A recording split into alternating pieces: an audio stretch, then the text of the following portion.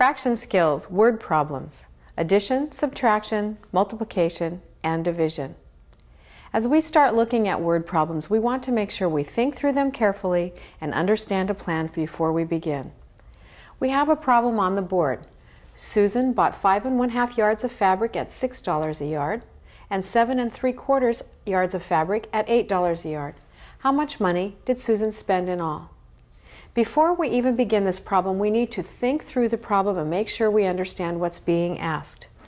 When we read through the problem, the very last sentence tells us the clue.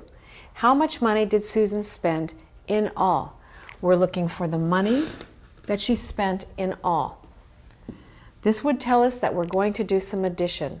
We will have two amounts that we want to put together to get a total amount. If we look at the first part of the problem, it says Susan bought 5 1/2 yards of fabric at $6 a yard. That's the first piece of information that we have. She has 5 1/2 yards of fabric at $6 per yard. If we want to know how much 5 1/2 yards of fabric will cost at $6 per yard, we're going to have to do some multiplication. When we keep going through the problem, we see that she bought 7 3/4 yards of fabric at $8 a yard. There's another multiplication problem here. She bought 7 3/4 yards of fabric at $8 a yard. Now I know that I have several steps ahead of me. I'm going to want to find out how much the fabric costs at $6 a yard in all. I'm going to want to know how much the fabric that cost $8 a yard cost, and then I'm going to want to combine those two totals. So I've thought through a plan for this problem. I never begin a problem without having a plan at first. For the first part of the problem, I'm going to find out how much the fabric at $6 a yard cost. So the first step in my plan will be to take 5 1/2 yards of fabric at $6 per yard. 5 1/2 yards of fabric times $6 will tell me the total cost of that fabric. I need to change this mixed number to an improper fraction. 2 times 5 is 10, plus 1 is 11. So I've changed this number to 11 halves. I also need to change this whole number to an improper fraction, and I'll change it to 6 over 1. I can see before multiplying that I can reduce this problem. 2 goes into 2 one time, and 2 goes into 6 three times. When I multiply, 11 times 3 is 33, and 1 times 1 is 1. So I have an answer of $33. The first piece of fabric, 5 1/2 yards at $6 a yard, will cost me $33. The second piece of fabric is 7 3/4 yards of fabric at $8 a yard. I'm going to do a similar process. I have 7 3/4 yards of fabric at $8 a yard. I need to multiply these together to find the total price. I will change my mixed number to an improper fraction. 4 times 7 is 28, plus 3 is 31 over 4. We will change the number 8 into an improper fraction as well. 8 is 8 over 1. We can see that there's some reducing to do, and we always want to do that if we can because it makes a much easier problem. I'm going to divide 4 by 4 and 8 by 4. Now when I multiply, 31 times 2 is 62, and 1 times 1 is 1. So I know her second purchase cost her $62. Her first piece of fabric cost her $33. Her second piece of fabric cost her $62. Now we're ready to find out how much money Susan spent in all. We're ready to put these two amounts together.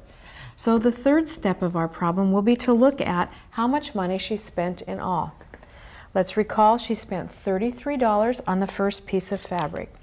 So we'll write 33. We also know that she spent $62 on her second piece of fabric.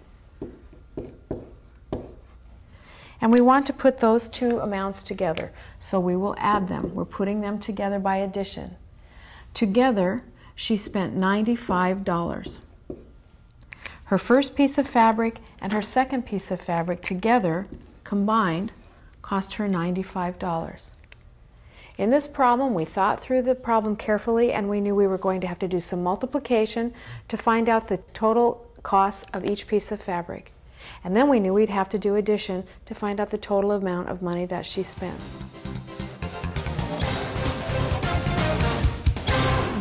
On the monitor here, I have a text box on a sheet of paper.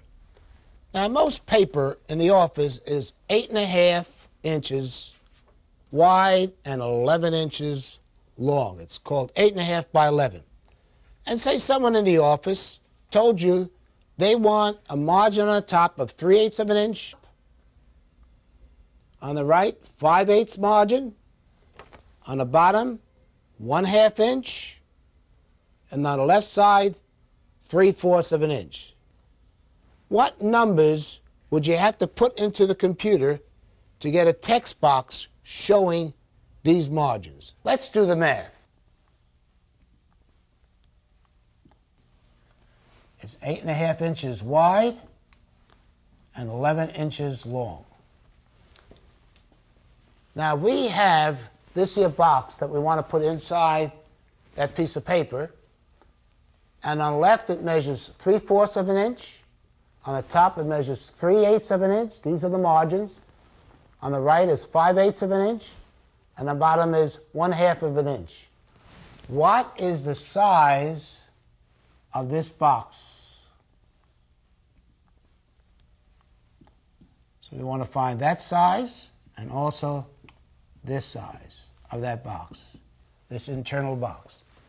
So first of all, we'll add 3/4 plus 5/8 equals. So 3/4 plus 5/8. The common denominator for both would be 8. 8 times 1 equals 8. 5 times 1 equals 5. 4 goes into 8 2 times, so it'll be 4 times 2. And 3 times 2 is 6. So 6 plus 5 is 11/8. So 11/8 equals, 8 goes into 11, 1 and 3/8. So 3/4 plus 5/8 equals 1 and 3/8. Now we want to, that's what these two margins are, we want to find out what is the width of this box inside. So we have to deduct from 8.5 minus 1 and 3/8. Again, 8, 2 will go into 8. So 8 goes into 8 times 1. 3 times 1 is 3. Goes 4 times 2 goes 4 times into 8 times 4 equals 4/8. Now we can deduct. 3 from 4 is 1/8. 8 from 1 is 7. So the answer is 7 1/8 is the width of this box, this margin inside. And now we want to find the length of this box. We'll add 1/2 plus 3/8. Common denominator is 8. That would be 3. 2 times 4 is 8. 1 times 4 equals 4. That will be 7/8. And so we have to deduct from 11. 11 minus 7/8 equals. And so we have to borrow 1 from the 11. So that will equal 10 8/8 minus 7/8. That'd be 1/8. And so the answer here is 10 1/8. So with the margins, 3/4 on the right and 5/8 on the left, the inside box will measure 7 1/8. And with the margin on top 3/8 and the bottom 1/2, the inside box will measure 10 1/8 inches. Sometimes we don't realize some of the places where fractions can be used. Let's listen to fireman Domingo Montalvo and how he uses math and fractions in putting out fires. From the very front we have a nozzle that the water comes out of. We use fog nozzles most of the time, so we've already calculated that every fog nozzle, no matter how big or how small it is, if we say that we need 100 pounds per square inch for that nozzle, that's where we start.